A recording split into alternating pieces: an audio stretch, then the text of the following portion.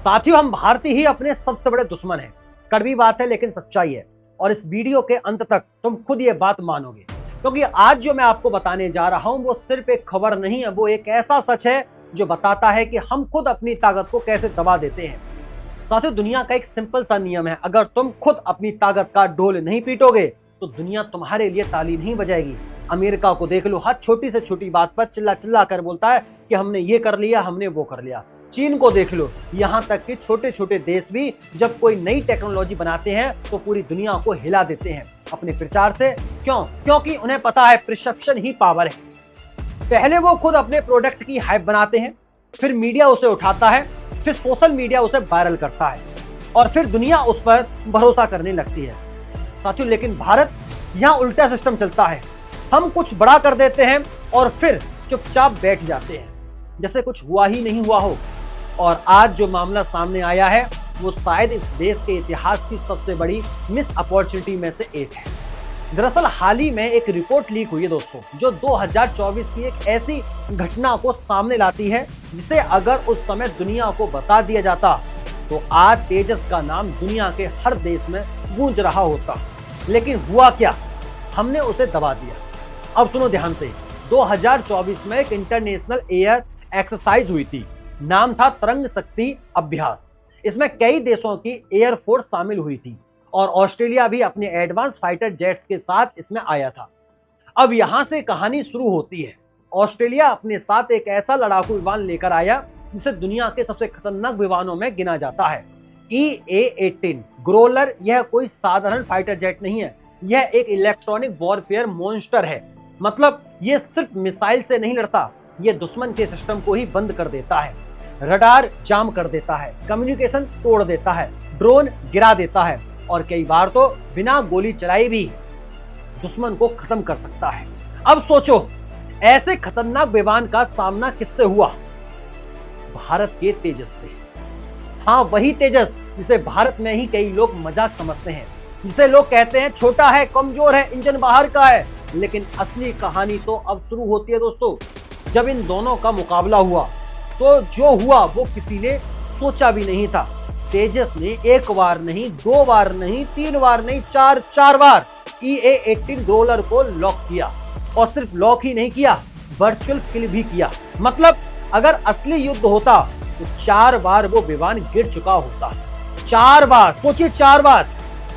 दुनिया के सबसे एडवांस इलेक्ट्रॉनिक वॉरफेयर जेट को एक हल्का छोटा सिंगल इंजन भारतीय विमान 4 बार हरा देता है। तो ये छोटी बात है क्या दोस्तों? बिल्कुल नहीं।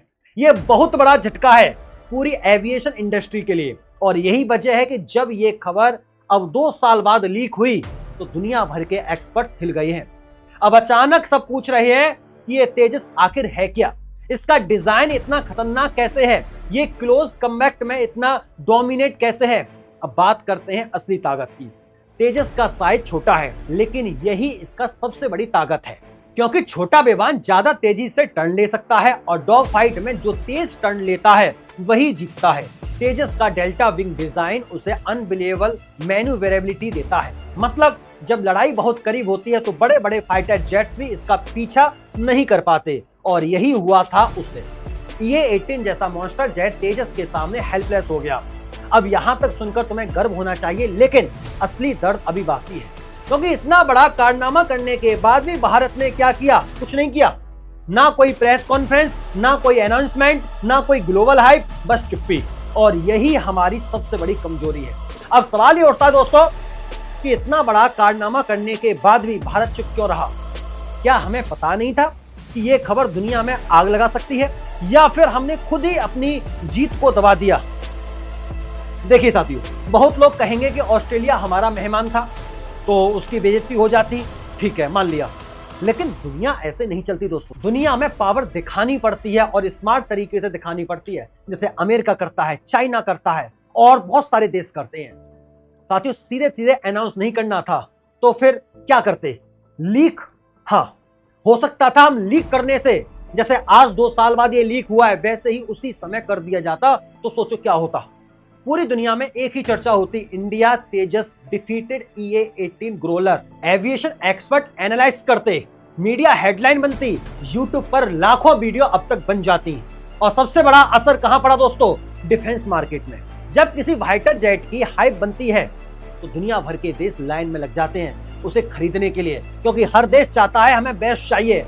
और जब डिमांड बढ़ती है तो प्राइस भी बढ़ता है, मतलब भारत को डायरेक्ट फायदा हो सकता था। अब जरा इमेजिन करो, अगर 2024 में ही अगर 2024 में ही तेजस की हाइप बन जाती तो क्या हो सकता था?